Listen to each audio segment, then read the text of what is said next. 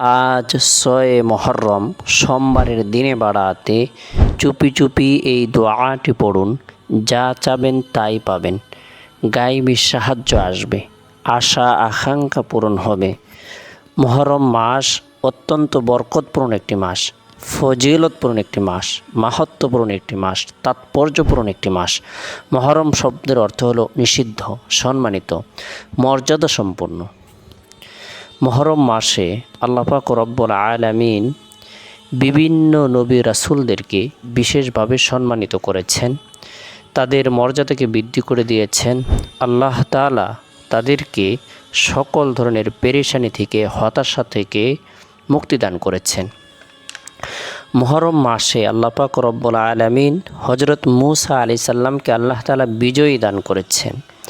ফেরাউনকে আল্লাহ তাআলা চুবিয়ে মেরেছেন, ডুবিয়ে মেরেছেন, তাকে ধ্বংস করে দিয়েছেন। মুহররম মাসটি আল্লাহ তাআলার মাস। আল্লাহ পাক রব্বুল আলামিন আসমান জমিন সৃষ্টির সূচনা লগ্ন থেকে 12টি মাস নির্ধারণ করে রেখেছেন, নির্ধারণ করে দিয়েছেন। এর মধ্যে থেকে 4টি মাসকে সম্মানিত মাস বলে আখ্যায়িত করা হয়েছে। মিনহা আরবাতুন হুরুম, সম্মানিত 4 মাসের মধ্যে থেকে অন্যতম মাস হলো মুহররম মাস। এই মাসের মধ্যে এমন একটি দিন রয়েছে যে দিনে আল্লাহ তাআলা অসংখ্য অগণিত নবী রাসূলদেরকে বিভিন্ন পেরেশানি থেকে মুক্ত করে দিয়েছেন।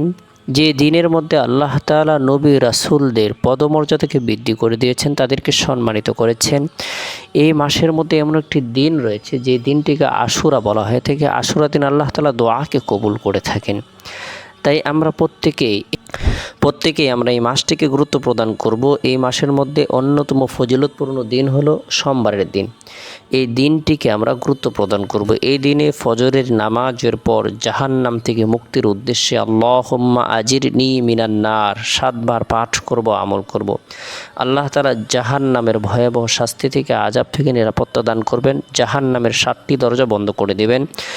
এরপরে সোমবারের দিন জোহরের নামাজ সম্পূর্ণ করার পর নিরিবিলি এক পরিবেশের মধ্যে বসে গুনাহ মাফের উদ্দেশ্যে তওবার নিয়তে 100 বার ইস্তিগফারের আমল করব। আস্তাগফিরুল্লাহ রাব্বি মিন কুল্লি যামবি ওয়া আতুবু ইলাইহি, আস্তাগফিরুল্লাহ রাব্বি মিন কুল্লি যামবি ওয়া আতুবু ইলাইহি।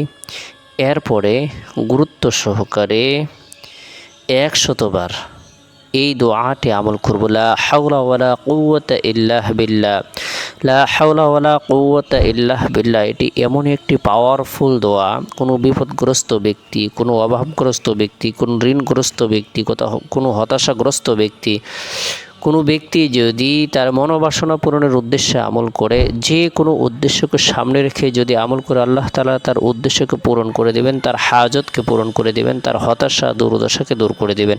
তাই গুরুত্ব সহকারে সোমবারের দিনের ফজিলতকে সামনে রেখে, মুহররম মাসের ফজিলতকে সামনে রেখে আমরা এই আমল করব। এরপরে সোমবারের দিন আসরের নামাজ সম্পূর্ণ করার পর গুরুত্ব সহকারে নবী সাল্লাল্লাহু আলাইহি সাল্লামের প্রতি মহব্বত রেখে, ভালোবাসা রেখে, আন্তরিকতা রেখে যে কোনো দুরুদের আমল করব 10 বার। যে ব্যক্তি সকাল সন্ধ্যায় দুরুদের আমল করবে, আল্লাহ পাক রব্বুল আলামিন তার দোয়াগুলোকে কবুল করবেন। নবী সাল্লাল্লাহু আলাইহি সাল্লাম তার জন্য সুপারিশ করবে। তাই গুরুত্ব সহকারে আমরা সোমবারের দিনটিকে গুরুত্ব প্রদান করব, মুহররম মাসটিকে গুরুত্ব প্রদান করব, নেক আমল করব, নেক কাজ করব। আল্লাহ তাআলা আপনাকে, আমাকে, সকলকে বুঝার, আমল করার তৌফিক দান করুক।